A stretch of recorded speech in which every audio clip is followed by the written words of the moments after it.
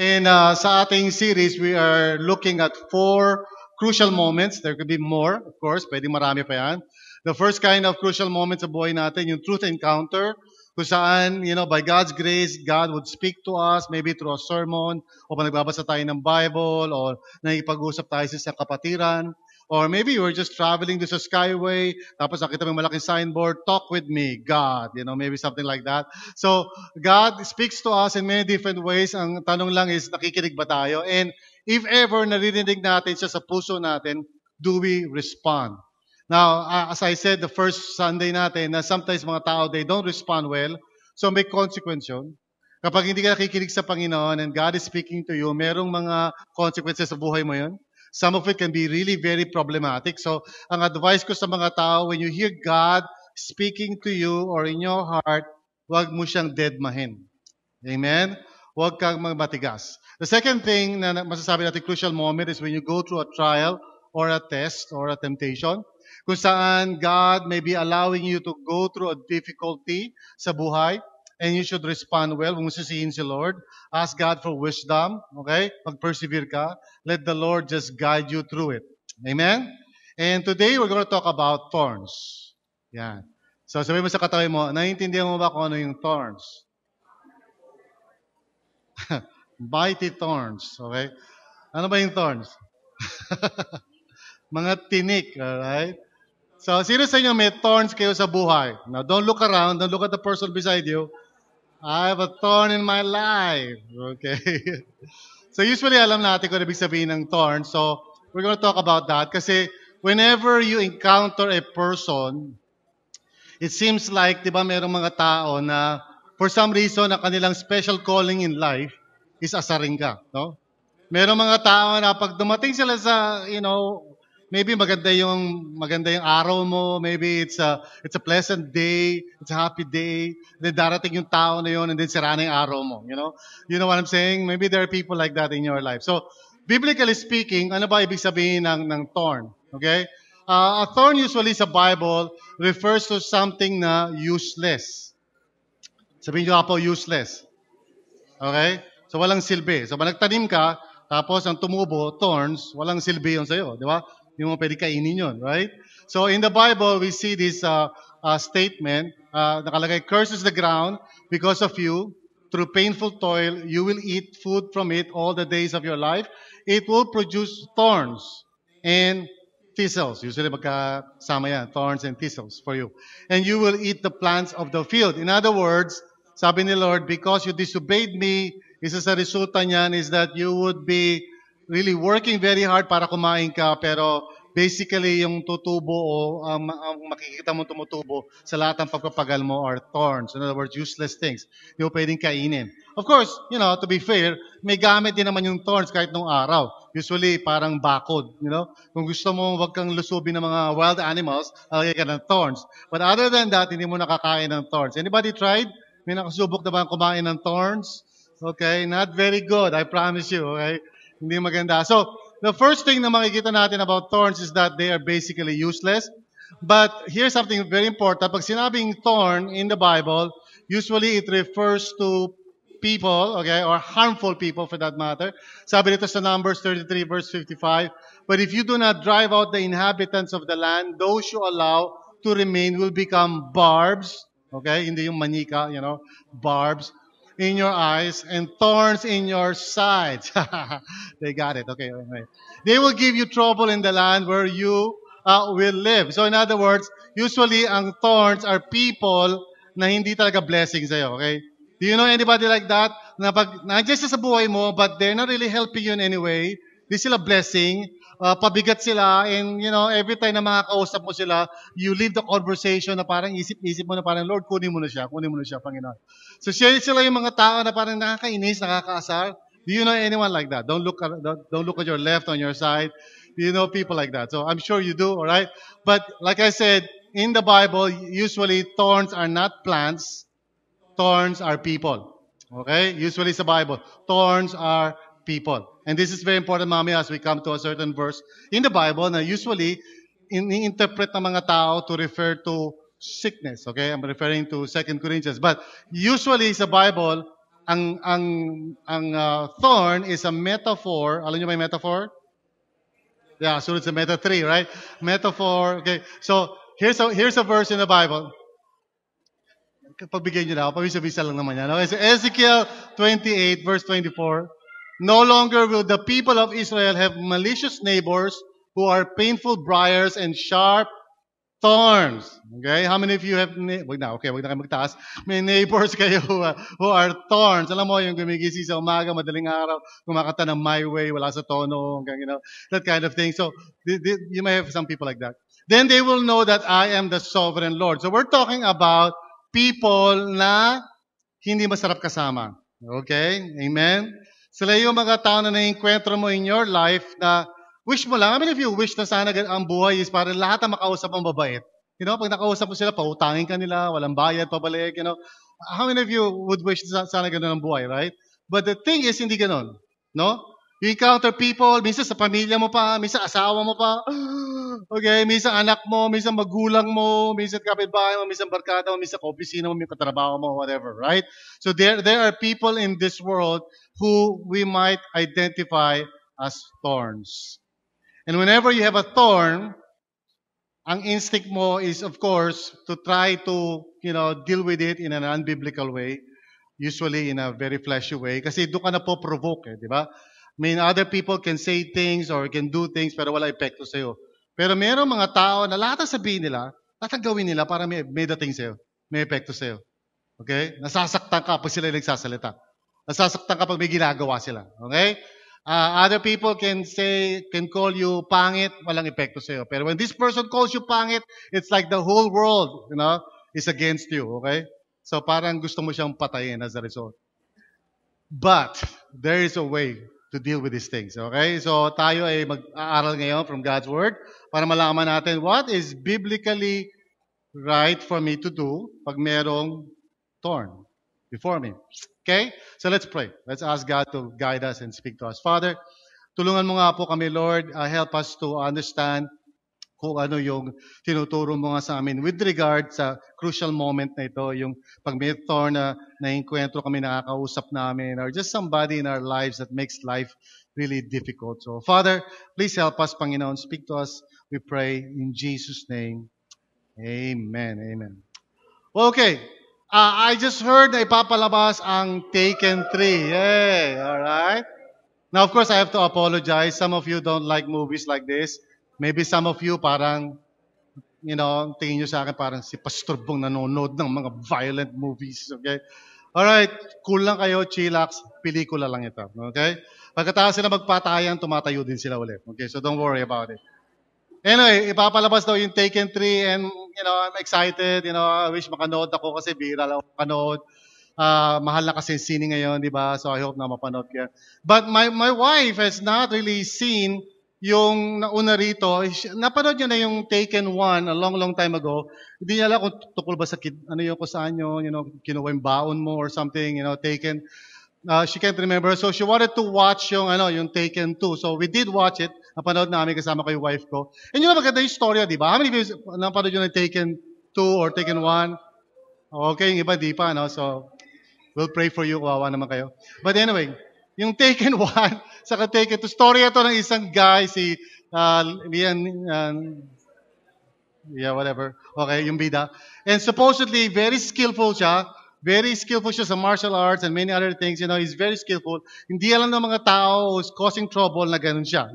Diba? And then, he would come out and show yung kanyang galing, and before the story ends, lahat sila patay. Parang ganun. Okay, so that's the storyline. Okay. Iba-iba lang ang paano paraan. But anyway, when you watch a movie like that, don't you wish sometimes na parang ganun ka? Alright? Like for example, nakasakay ka sa bus, di ba? Tapos may umuupo na parang occupied niya yung buong silya. Meron ba na-experience na gano'n? Yung pag umupo, di ba? Okay, yung tutulog sa balikat mo, tapos yung laway tumutulog dyan sa balikat mo.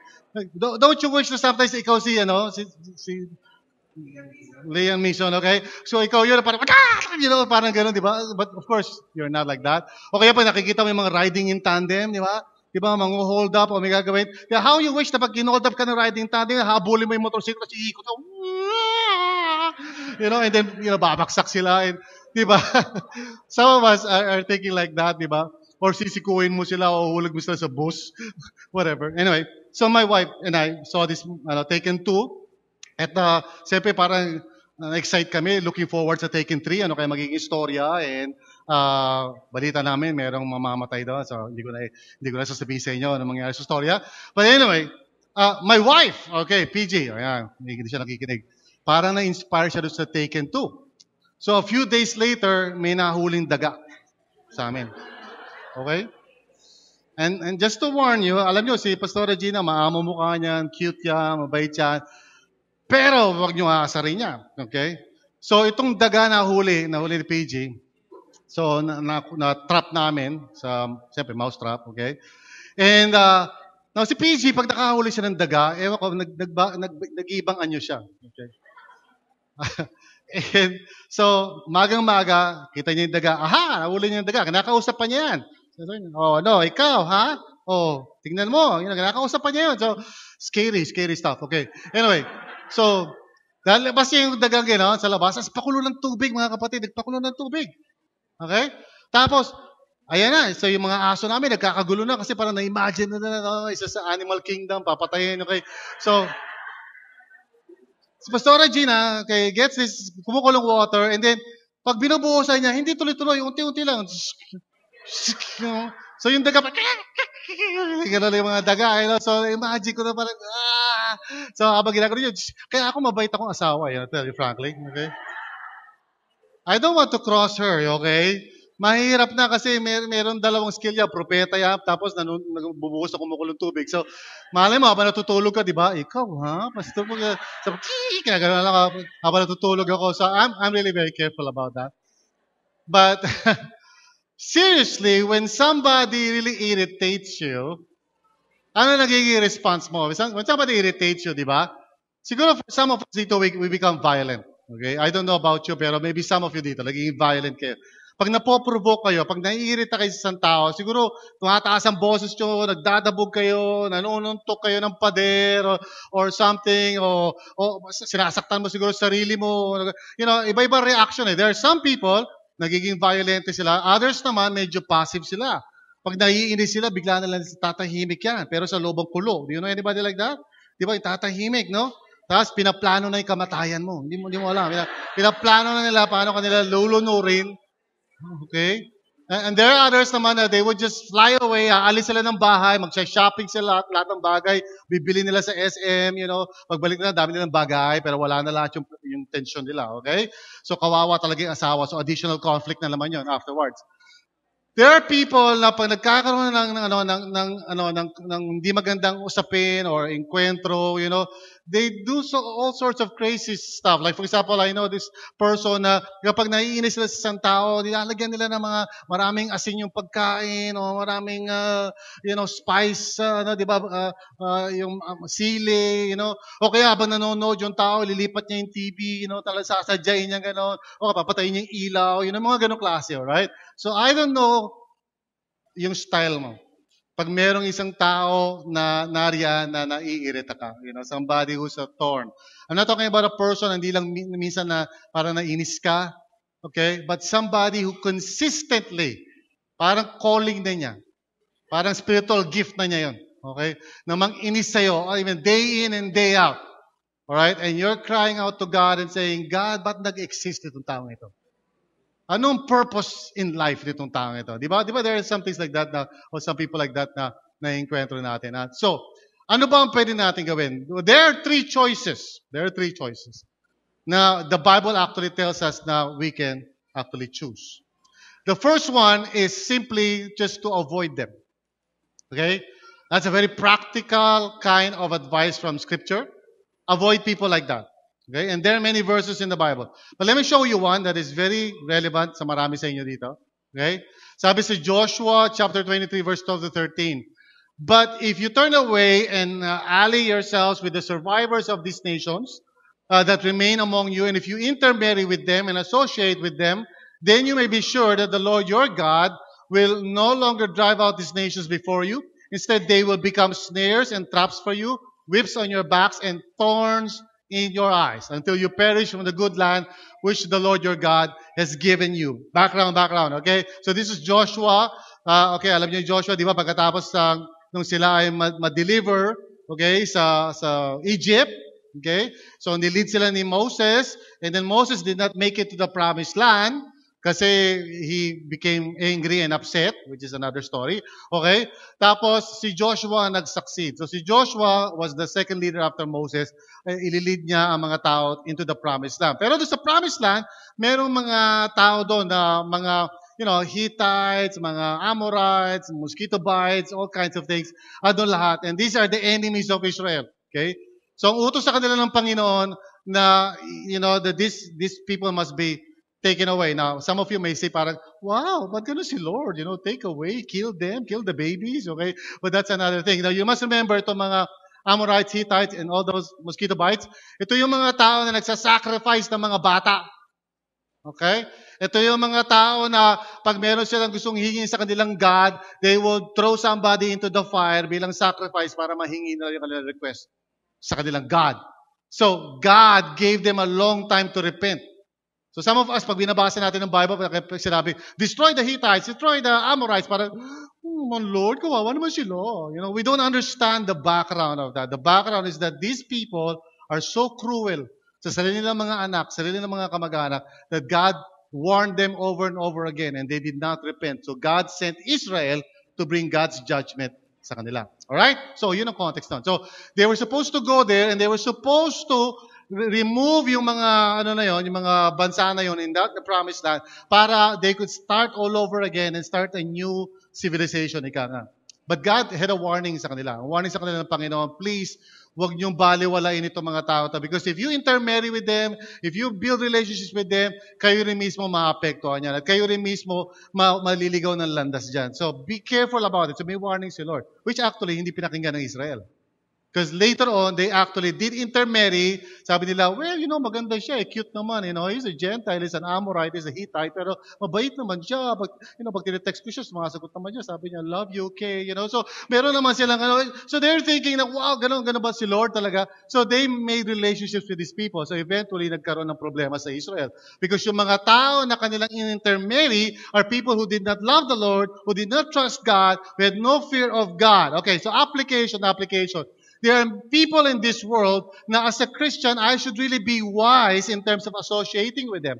And especially kung I'm pursuing a deeper kind of relationship. Like for example, marriage. I really should think about that kasi sinasabi sa atin ng Panginoon, if you're going to have a relationship with someone, now, He's not saying na huwag ka makipagkaibigan sa mga taong hindi mananampalataya.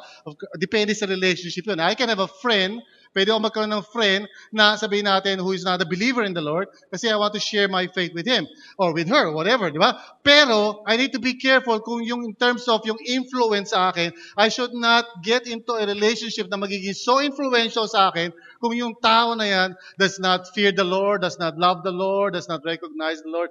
Some of us think the KJ ang Panginoon, especially young people. Pag sinabi natin, maghahanap ka ng girlfriend, maghahanap ka ng boyfriend, kung mag-aasawa ka, choose somebody who is mature in the Lord, who is wise, choose somebody na kaparehas mo in terms of your devotion to God. And some of us are thinking na, well, kailangan ba talaga yun? See, God knows. God knows that when you get married with somebody na hindi as passionate as you are, well, that will be a problem for you down the line. Kasi yung tao na yun will not have the same value system as you. Now, I'm assuming na you love the Lord. I mean, if you love the Lord, okay, you love God, you want to serve God, you want to honor Him, you want to do what is right. Okay, now, iba when you get into a relationship, lalo lang na marriage, with somebody na hindi mo kaparehas in terms of your love for God, you are going to create your own problems. Okay? And that's why the Lord knows this at sinasabi niya sa Israel at sa atin, okay, avoid these kinds of people as much as possible. Don't do business with people na alam mong, halangang bituka, at walang pakialam sa Panginoon, na laging gumagawa ng mga corrupt practices. Don't get into business with them. Or don't associate with people na alam mong dadalhin ka lang nila sa mali. Just be wise about that. God is saying, don't cause your own problems. Avoid people like that. Amen? Again, I'm not saying na huwag ka maging kaibigan o huwag ka magkaroon ng kaibigan na hindi naman Christian. I mean, God wants us to be people who are friendly. Okay? So, meron ako mga kaibigan who are not Christians and I talk with them and they curse and, umiinom sila in front of me. But, you see, I know how far meron silang influence sa buhay ko. Okay? But if somebody will tell you, sabihin niya, oh, Brad, halika, inom naman tayo, and then you drink, that means that person has influence over your life. And it's a wrong kind of relationship. Na walang problema na ako mupo ako sa tapat ng mga tao na nagiinuman. They don't force me to drink, and they cannot do that. Because alam ko kung hanggang sana lang yung relationship ko sa kanila. But they're my friends. And I don't, hindi naman ako parang obnoxious na parang habang nagiinuman sila, sabi ng Panginoon, ang mga alak ay masama. Hindi naman ako gano'n. I'm a nice person to be with, kakain din naman ako kasama nila. But, I don't drink, I don't smoke, I don't do those things because I know my limitations. Now, if you have a friend, if you have a relationship with somebody na may influence sa life mo and is causing you to disobey God or to dishonor God, that's a wrong relationship. You need to change that.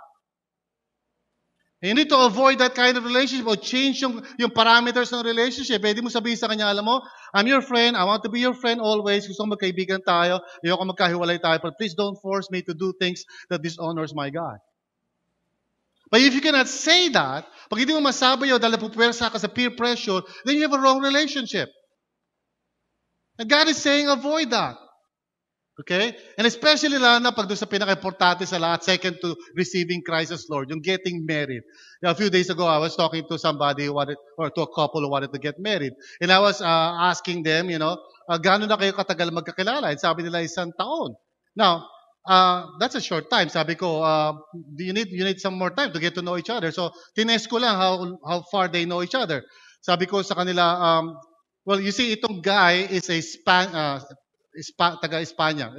hindi Espanya UST, Spaniard talaga, okay? Spain, alam nyo? Spaniard, Spain, okay, galing sa Spain, ha? Okay, Spanish, okay. Pareho rin yung Spaniard, Spanish, okay. Talaga, ito grupo, huwag nyo pakinggan to, dito lang tayo, okay. Spanish. But taga Spain siya, okay, so, porque ganyan, okay, pero marunong konting English. Pero ano siya, black skin. So, parang egoy siya, negro, pero Espanyol.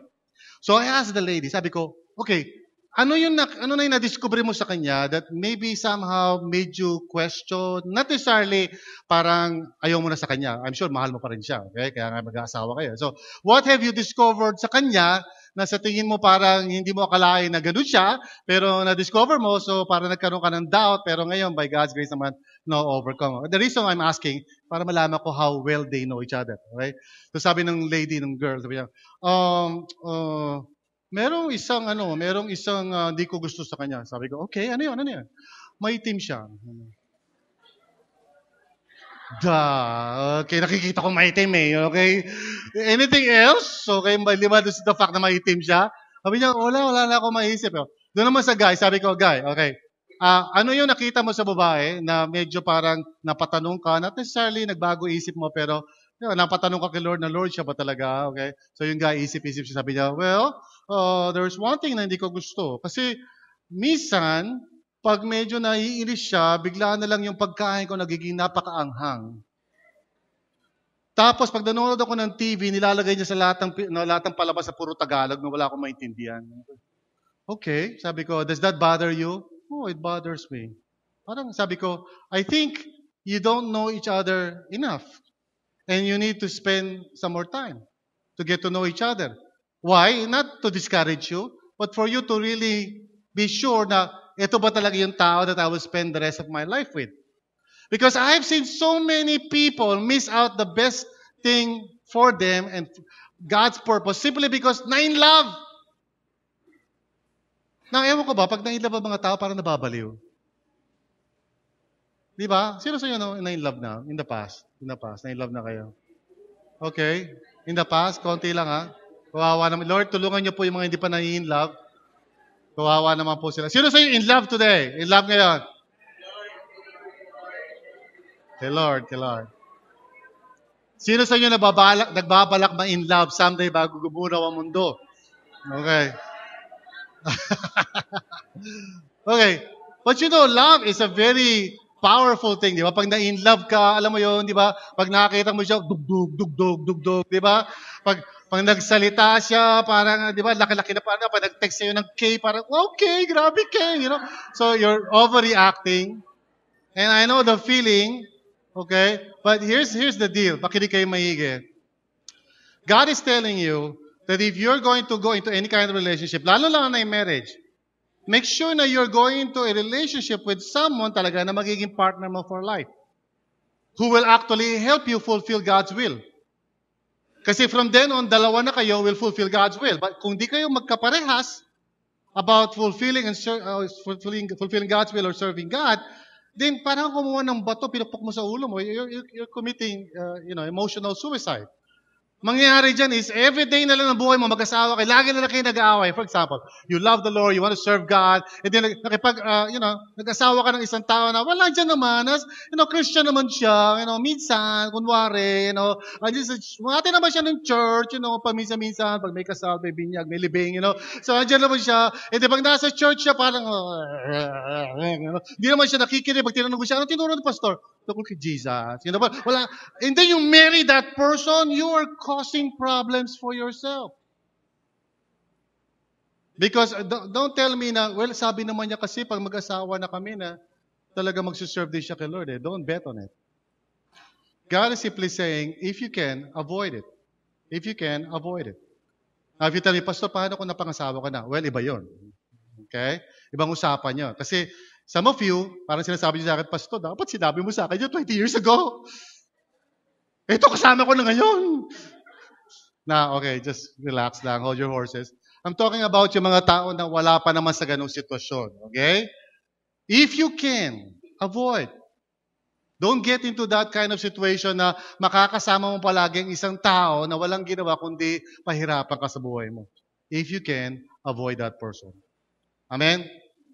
Did you learn something? Okay. Now, secondly, you can ask God to remove them. Oh, okay. Now, some of you are thinking, bad naman yun. No. God wants you to pray and to ask Him. And I'm not saying na aalisin ni Lord yun. But there will be times that He might grant your request. Okay? Now, again, a good example nito is 2 Corinthians 12, 7-8. Sabi, therefore, sabi ni Apostle Paul, in order to keep me from becoming conceited, and the context nito is that the Apostle Paul received some special revelations from God. Okay? Matitinding revelations. Yung tipo bang nakita niya yung heaven, ganung klaseng revelation. Alright? Hindi yung, there is heaven, but talagang napunta siya doon. Sabi niya, I was given a thorn in my flesh. A messenger of Satan to torment me. Now, some people, pag binabasa nila to, they think what Paul is referring to is a kind of sickness. And in fact, some people, ganun yung interpretation talaga nila. Some preachers even say, now, well, si Paul, maaaring malabo yung mata or something, or meron siya sigurong almorana, or sakit niya. But anyway, that is not the case because yung word na thorn in the Bible, more often than not, kung di man nagre-refer sa halaman, refers to people. It does not refer to sickness. Okay? And if Paul wanted to talk about sickness, he can just talk about sickness. Meron namang Greek word for sickness. But he said, there is a thorn in my flesh. Ibig sabihin, itong tao na to somehow brings out, now yung word na in the flesh is probably the reason why akala nila isip nila katawan may sakit. Kasi in the flesh. But the meaning of the in the flesh is that itong tao na to is somehow bringing the worst in Paul. Somehow, itong tao na to is causing Paul to react in an unchristian way. Somehow napoprovoke siya. Ang tawag niyo sa tao na yan, a messenger of Satan. Okay? A messenger of Satan. Now, ibig sabihin, this is a person. This is a person na talagang inaalaw ni Lord na guluhin si Paul. Now, I don't know exactly kung ano ginagawa niya. Pero ang term ni Paul, to torment me. Anybody here, merong tao sa buhay niyo na tinotorment kayo? Hindi mentor, kundi tormentor. Okay? Anybody here? Okay? Tormentor. Ibig sabihin, ito yung tao na ito yung magsasalita siya, ang sakit-sakit, nakakainis. Itong tao na to, meron siyang gagawin na parang, ibig na ma-feel mo na na-appreciate ka, feeling mo parang wala kang kwentang tao, Ito yung tao na parang parusa talaga. So whoever this person is, he is tormenting Paul. And so sabi, 3 times, I pleaded with the Lord to take it away from me. So is it biblical to actually pray na alisin ni Lord sometimes yung mga tao sa buhay mo who's causing trouble upon you? Yes. Okay? Otherwise, yung ginawa ni Paul would be considered sinful. Pero it's not, right? He actually got, God, would you remove this person in my life? Now, as you well know, may kaduktong pa yan. We'll look into that in our next point. But dito lang muna tayo sa punto na to. Can I ask God? Now, sometimes I can avoid, but then sometimes naiipit ako sa isang sitwasyon. There are times na maybe for some of you, nandun kayo sa sitwasyon na parang you cannot really avoid them kasi andun sila boss mo sila or something, or, di ba, wala kang choice na gano'n na umalis. So you ask God, God, can you just somehow remove this person from my life? Or can you somehow work a way para hindi na kami magkasama? Maybe a different department na, or a different course or whatever, okay? Now, maybe God will grant your request. I remember years ago, the church was going through some, hindi naman explain, some difficulty. The church was not parang growing or moving forward. Parang merong umahatak sa amin. Hindi ko maintindihan. My wife and I have been talking about it. And my wife, of course, maliban sa nagbubuhos siya na kumukulong tubig sa mga daga, she's also, may prophetic ano rin niya. Kasi paminsan-minsan sabi niya, alam mo, nagkaroon ako ng dream. O ganyan. O meron akong nasisense na parang, meron mga tao in our church na parang holding us back. So sabi ko, sino yun? Hindi rin niya alam. So sabi ko, let's just pray about it. So we prayed. And I remember yung prayer namin na, Lord, hindi namin alam kung sino yun o saan ba yun, may ganun ba, There were other people who would come to us and say, uy, may nakita akong ahas sa stage. Ahas? Stage? Okay? Sino yun? So, mga ganun. So, a series of events were happening. This was before a major catastrophe happened in our church. But during that time, okay naman. Maganda naman ang nangyayari sa church.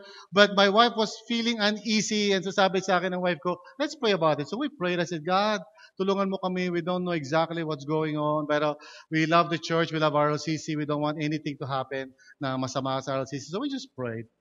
And as we prayed, after that, months or ilang lumipas na panahon, suddenly there was this thing that happened in the church, which really caused a lot of, talaga nagka-problema ang RLCC years ago. And it was a very difficult time, a very difficult process for me, for my wife, and for many other people. But the result was that there were some who actually left the church. There were others who left that we did not want to leave. But then there are others who left and we said, hey, and others who left, parang, wag kayo umalis, and we were broken inside because of that. But after that, we just saw the move of God in the church. And God just began to bring new people sa RLCC. And here you are, marami sa inyo nandito, So sabi mo sa katabi mo, well, ang bait mo, mukha kang, you're a blessing to RLCC, okay? And I thank God, and just there's a story to it, of course. Hindi naman nagtapos yung story yan. But at that point, it was sad kasi there were some people who left. Now we feel na dapat hindi sila umalis because we love them dearly. They're very close to our hearts. There are others na umalis and we were saying na parang hallelujah, praise God, go and go and multiply, But others who left really broke our hearts. So, but God answered our prayers. Okay, God answered our prayers. And sometimes God would answer your prayer. Pag sinabi mo, Lord, tulungan mo naman ako. Itong tao na to, makikita ko siya. Wala na lang ako naririnig sa kanya kundi negative, lagi na lang nanunumbat. Now, of course, kung nanay mo, tatay mo, you're gonna do that. Okay, kung asawa mo yun, you're gonna do that, alright? I'm talking about yung mga circumstances na posible yun, okay? So, don't pray this prayer na parang, Lord, yung asawa ko talagang bigat na ako, kunin mo na siya. God will not answer that prayer, okay? But, maybe other people, maybe other situations. Kasi, ang totoo we get affected, di ba? A lot. Minsan nagiging unproductive tayo dahil sa mga tao na. So let's pray. We can pray that. Now, the third thing that we can do, okay, is we can actually accept them. We can actually accept them. And this is the difficult part. Because sometimes God does not answer your prayers. So sa mga Panginoon, itong tao na to, nahihirapan na ako, can you remove him? And God is silent. He does not remove the person. Diba? O kaya, Lord, bakit ganito yung marriage ko? Nahihirapan na ako. Please, Lord, tulungan mo ako. And God does not answer your prayers. There are times wherein God is telling you, stay where you are. Because I'm going to do something in you and in this situation and in this person. Now, that's exactly what happened to the Apostle Paul. So balikan natin yan. Sabi, therefore, in order to keep me from becoming conceited, I was given a thorn in my flesh, a messenger of Satan to torment me. 3 times I pleaded with the Lord to take it away from me. And here's the answer. Sabi, but it said to be, my grace is sufficient for you, for my power is made perfect in weakness. Now, pag sinabi natin grace, please understand something. Grace is not just God's attitude toward you. Grace is not just parang God looks at you and says, wow, kawawa ka naman. I love you very much. Grace is enablement. In other words, grace is ability. God gives you a supernatural ability to do something na hindi mo kayang gawin by yourself. That's called grace. So He gives you the grace to forgive. He gives you the grace to persevere. He gives you the grace to be patient. He gives you the grace to trust God in the midst of difficulty. Yun ang tinatawag na grace. Grace is a supernatural ability na binibigay sa iyo ng Panginoon in order for you to do something according to His will na hindi mo kayang gawin by yourself. How many of you need grace? Well, we all need grace.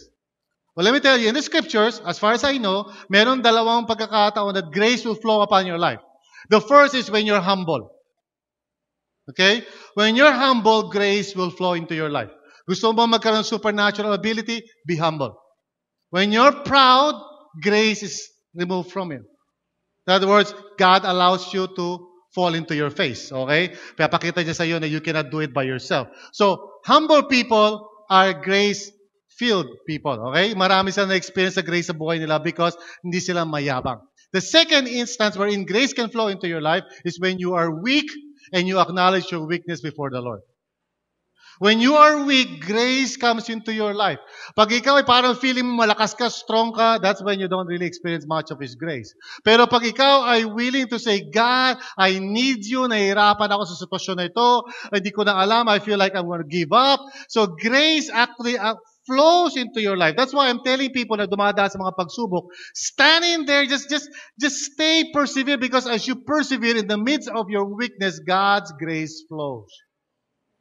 Now, that's why ibang mga tao yung masyado agad nag-give up pag may trial, hindi nila na-experience yung grace. Kasi before mag-flow yung grace, nag-give up na sila, ayaw na nila. They don't want to follow the Lord anymore kasi may problema, may trial, ayaw na nila. Nagkaroon sila ng paghihirap, ayaw nila sumunod kay Lord. Nagkaroon ng konting difficulty, conflict, ayaw na sumunod kay Lord. So, nami-miss out nila yung experience of grace in their lives. So, when do you experience grace? When you are weak. Okay? So, sabi ni Paul, my grace is sufficient for you, for my power is made perfect in weakness. In other words, the power of God becomes even more real sa buhay mo when you say to God, God, nahihirapan ako sa tao na ito. I'm just having difficulty here. Okay? Now, when my wife and I were newly married, wala kami ng mga counseling na matagal. You know, yung counseling namin parang tipong, mag-aasawa ba kayo? Sige, God bless you. Parang, walang masyadong gabay, okay? May konting usap-usap, parang ang usap lang namin parang, kasi si Pastora Gina, nung pastora na siya, ako hindi pa ako pastor nung niligawan ko siya. Tapos marami may gusto sa kanyang pastor. So yung senior pastor namin galit sa akin kasi gusto niya yung pastor niya, mapangasawa ni Pastora Gina. Wala may gusto sa akin. Anyway, so that's another story. Anyway, so kaya nung ini-interview ako ng senior pastor namin, wala talaga ka-amor-amor. Parang talaga, so ikaw ba talaga? Ikaw, ito, kausap niya si Pastora Gina. Ayaw nga akong kausapin, si Pastora Gina. Pastora Gina, ito ba talaga ang papakasalan mo? Pastora Gina, opo. So we did not really have much of a counseling. But anyway, dahil doon, when we got married, yung first few years namin was really tough. Okay? It was really tough. Kasi marami akong ugali na pangit. But anyway, so God was at work in my life. So there were many instances na si Pastora Gina, I'm sure, as a young couple, nagko-question siya kay Lord, sinasabi niya, Panginoon, bakit ba ito na pangasawa ko? Dapat si pastor ganito na mas pogi yun, mas ganon. Anyway, so, buti na hindi siya nakinig doon kasi kung nagkataon, walang JD and JI. Anyway, so, she was probably praying and asking God, Lord, bakit ito si Bong na pangasawa ko kasi ang dami niyang, marami ako ng mga problema sa life ko eh. Pwede ba kayo makinig na kumpisal ko? Ito yun, wag na. Basta gano'n, marami ako mga issues in my life. And meron din naman siya. And we were really struggling. Okay? And it took us a while to understand na God allowed these things to happen kasi both of us will actually be helping each other, spiritually speaking. Kasi as a result ng relationship ko with my wife, I grew and I understood more and more of God's grace sa buhay ko. And I'm sure ganun din siya. Okay. Anyway, so, yes daw. Thank you. Hallelujah. Okay, anyway, so, we grew together and we matured together as a couple, and no, that's good. Praise God, because by God's grace, He can use, pati yung relationship na pangit, He can use that for good. Now, of course, don't put God to the test. For example, meron ka nagustuhan at alam mo naman yung tao na yun, hindi naman siya talaga parang bagay sa'yo, hindi kayo parehas. Pero sabi ni Pastor Bong, nag-workout yung relationship nila. Kahit, sige, don't put God to the test. Okay? Be wise. Be wise. If you can avoid. Okay? And if you ask God to remove, remove. But here's the point. Sometimes God allows a person to be in your life kasi He wants to work in you to change your heart. Amen? And sometimes you don't like it, pero God has a way. Alam niya kung anong problema mo. Alam niya na insecure ka. So He brings a person that brings out your insecurity. Alam ni Lord how selfish you are. So He brings a person that causes your unselfishness to come out. Okay? Alam niya na ma-pride kang tao. So He brings a person that always puts you down, which causes your pride to rise up. And the reason why God is allowing that is because He loves you. And He's working in your life. So sabi ni Lord kay Paul, steady ka lang. Because my grace is sufficient for you. Amen? And he said, therefore, a conclusion ni Paul, as he realized this, sabi niya, therefore, I will boast all the more gladly about my weaknesses so that Christ's power may rest on me. Now, that's weird, di ba? Pinagmamalaki mo yung weaknesses mo. Alam mo, grabe, ang dali kong magalit talaga. Sa totoo lang. Pag nagalit ako, nananapak ako. Hallelujah.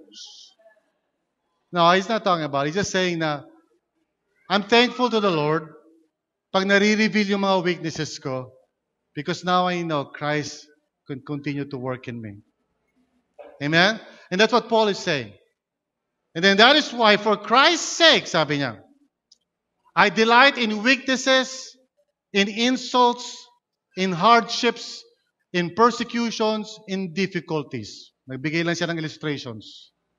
Sabi niya, for when I am weak, then I am strong. Sometimes there are people in your life that really causes you to be weak. You know what I'm saying? May mga tao na, alam mo yon, pag nasa church ka, talagang spiritual na spiritual ka. Right? Pag kasama mo yung RLCC niya, parang, hallelujah, praise the Lord. You know? As pag uwi mo sa bahay, pag nakausap mo na siya, parang nawawala na lahat ang kabanalan mo. Pag yung tao na yun ang kausap mo, you become weak. The worst of you comes out. Hindi ka naman normally magdadabog o magsasalita ng masakit, pero pag yung tao na yun na nagsalita, nauudyukan ka na magsalita rin pabalik ng masakit. There are just some people who can do that to you, right? Amen? If I walk out there at may mga bata at sinabi nila sa akin, sumigaw yung mga bata na pangit, it doesn't really affect me.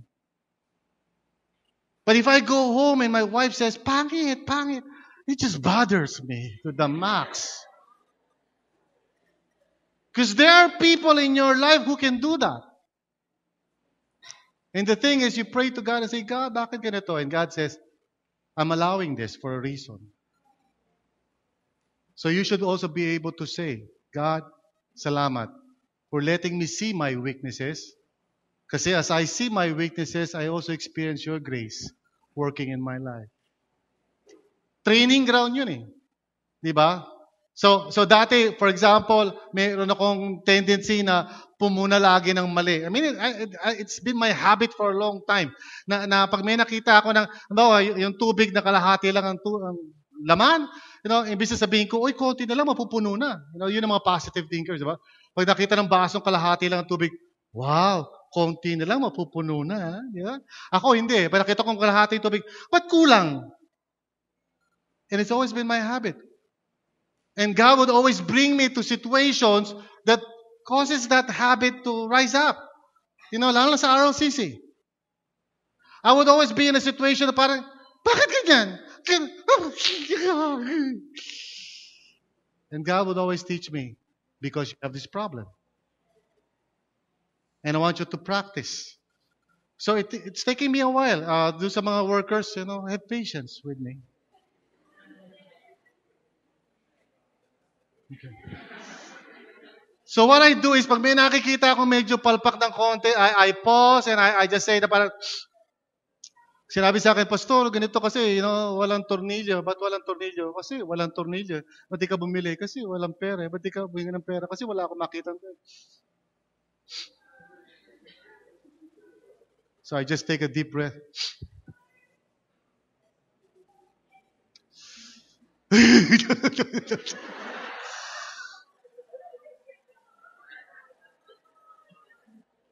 God is working in me. Please be patient. Amen. Amen ba? Thank you for loving me. Maraming salamat sa inyo. God bless. Okay, thank you. Ganun di kayo eh. There are many things about you na hindi mo alam. And so lahat ng kinaiinis sa mong tao is simply God's way of showing the many things na kailangan i-work out sa'yo. Amen? Alright. And sabi niya, for Christ's sake. Why did he say that? In Mark 15, verse 16 to 18, we are told this little detail. The soldiers led Jesus away into the palace, that is the praetorium, and called together the whole company of soldiers. They put a purple robe on him, then twisted together a crown of thorns and set it on him. Why would they do that? A crown of thorns. Parang small detail yan. A crown of thorns was put on him. And they began to call out to him, Hail, King of the Jews! Now, when you're reading that, parang na-miss out mo lang siguro, wala masyadong halaga yan. What was the meaning of the thorn on his head? It represented all the hatred sa world nito, all the injustice, and all the, yung mga tao who are so hateful and so arrogant, and it was just put on his head. And they declared him as King of the Jews. Yes, it became his crown. So lahat ng pang-aapi sa'yo was put upon him. Lahat ng injustice na tinatanggap mo sa buhay, lahat ng mga tao na unfairly nagja-judge sa'yo, nag-accuse sa'yo, mga tao na nimimistreat ka, it was put all on the head of Jesus. And Jesus died for it. And sabi ni Paul, for Christ's sake, I endure all these things. Because now he understood that Christ took it upon himself. Lahat ng unfairness ng mundong ito.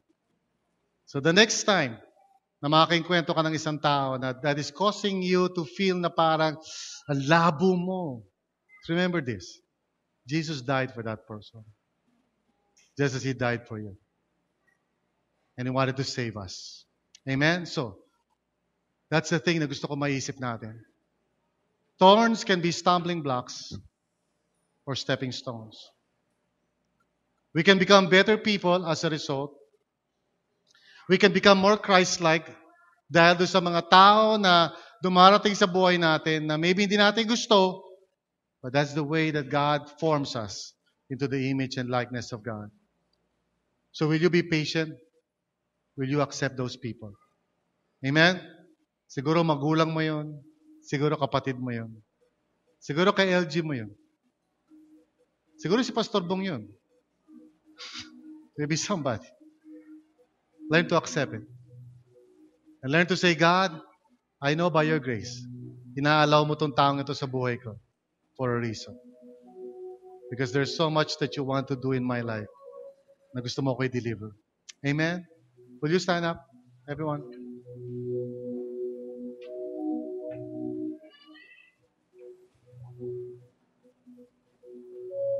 Hindi ko alam kung nasan kayo today.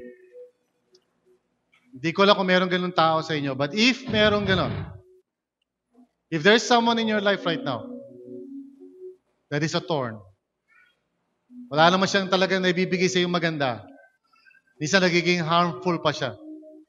Minsan hindrance pa siya sa iyo sa mga bagay na gusto mong gawin in the kingdom of God.